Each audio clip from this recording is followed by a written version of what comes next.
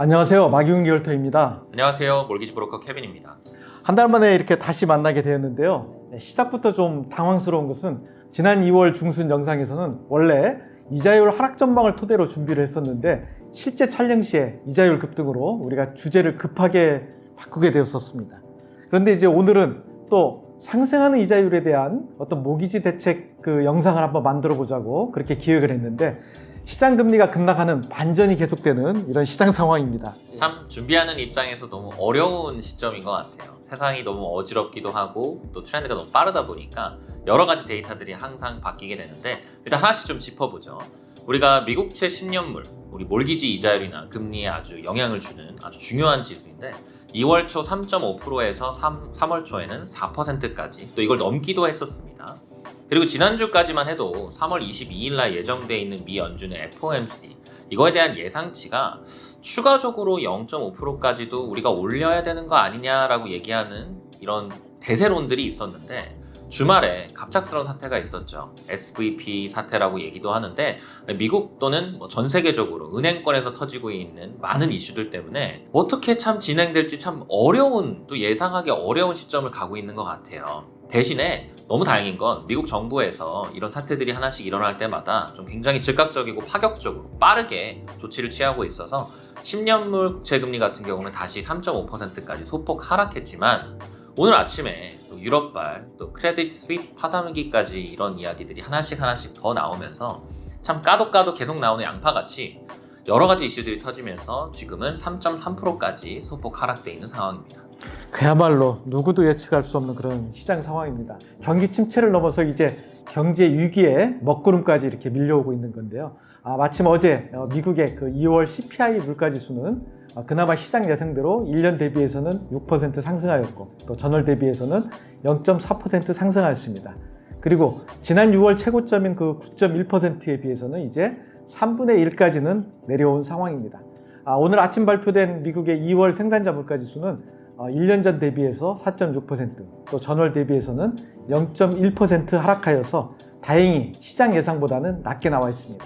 그러면 다음 주 3월 22일 날 예정되어 있는 미 연준의 FOMC 금리 발표에도 당연히 이런 데이터들이 영향을 줄 텐데 우리가 0.5% 빅스텝까지도 예상이 되었는데 현재 상황은 좀 어떨까요?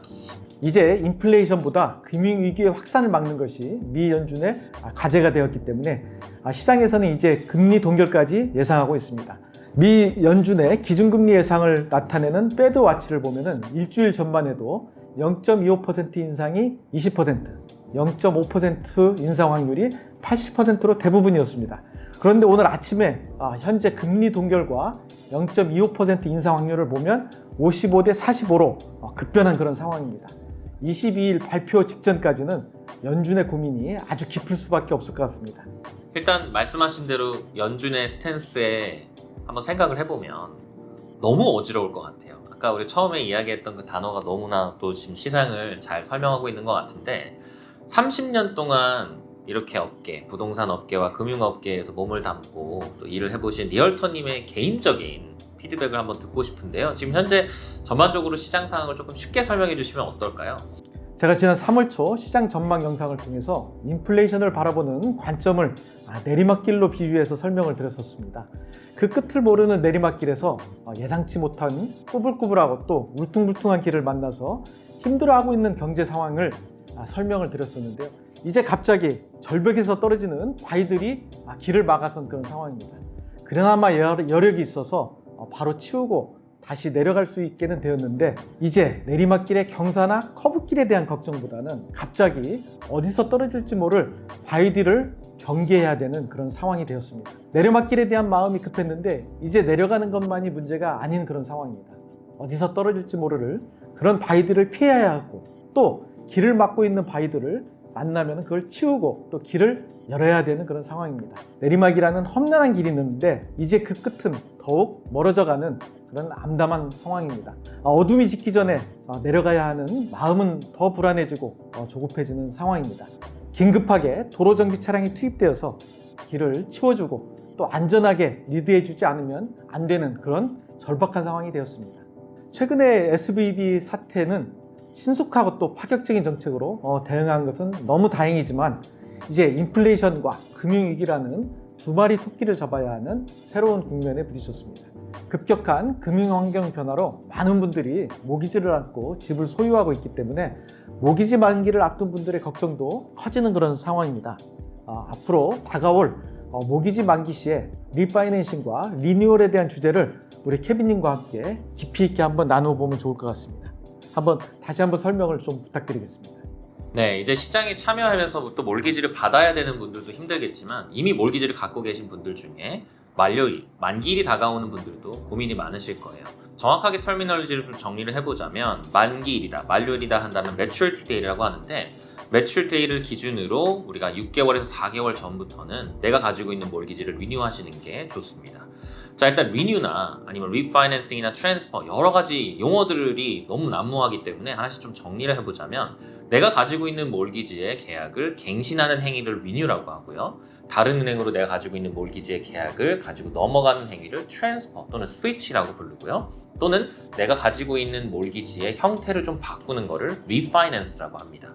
하나씩 좀 얘기를 해보죠. 트랜스퍼 또는 스위치라고 불리는 방법은 내가 현재 가지고 있는 몰기지를 다른 은행으로 가지고 있는 계약 조건을 그대로 가지고 가는 행위인데요.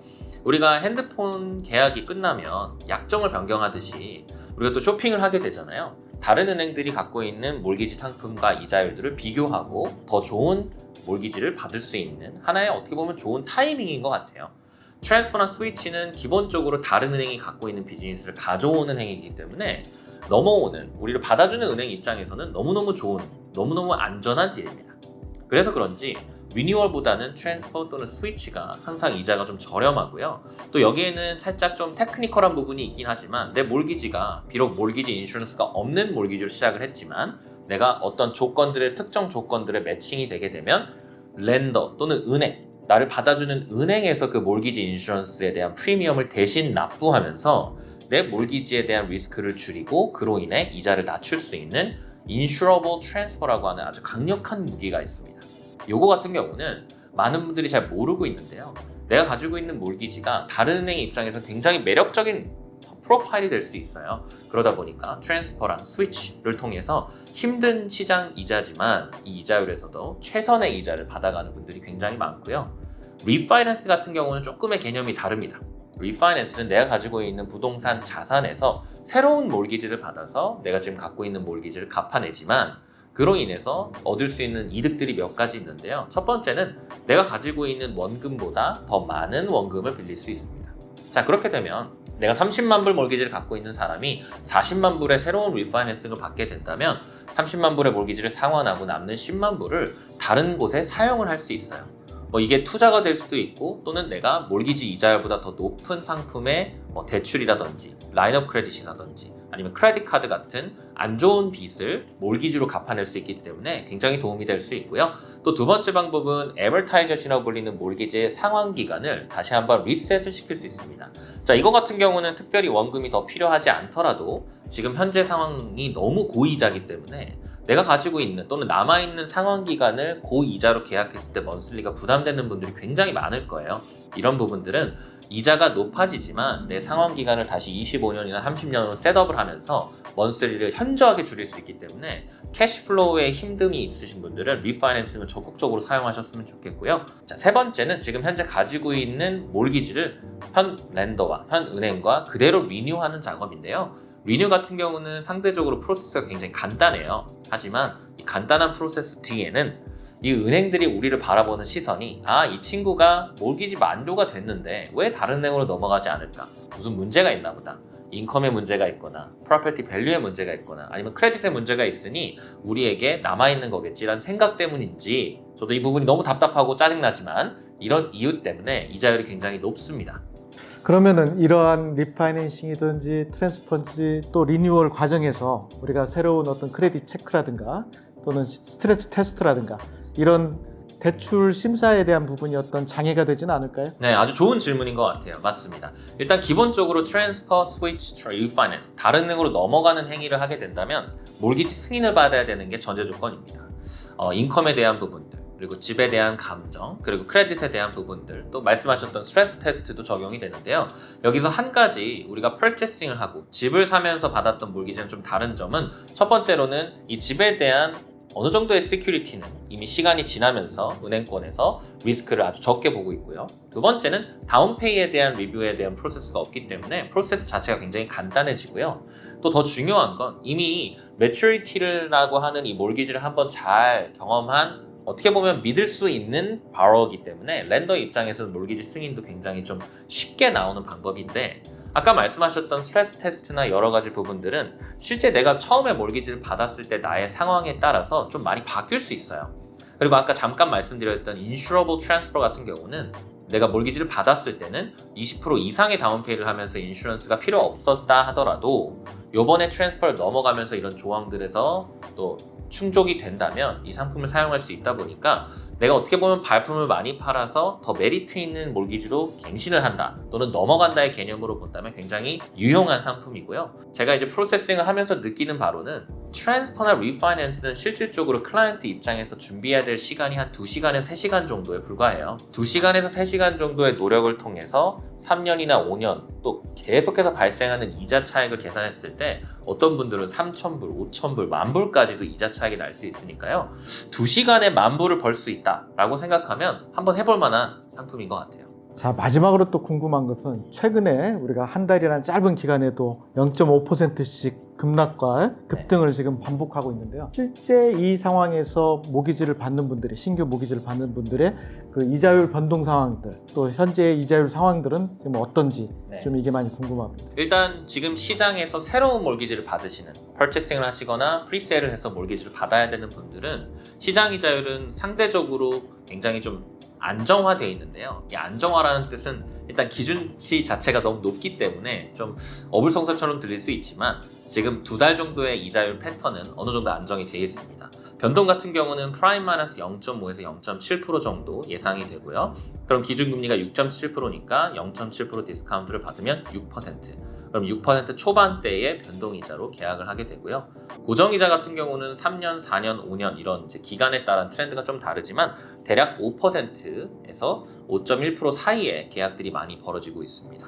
그리고 아까 말씀드렸던 세 가지 방법들의 좀 이자 차익을 좀 말씀드리자면 우리가 만약 트랜스퍼, 또 인슈러블 트랜스퍼라고 하는 이 방법을 쓰게 되면 아주 파격적인 이자를 받을 수 있는데요. 무려 프라임 마이너스 0.95%까지. 자, 이렇게 되면 변동 이자를 계약하더라도 6%가 아닌 5%대의 계약도 가능하고요. 또 이 디스카운트 레이트 자체가 굉장히 매력적이기 때문에 트랜스퍼를 하게 되면 굉장히 좋은 이자를 받을 수 있다라고 보면 좋겠고요.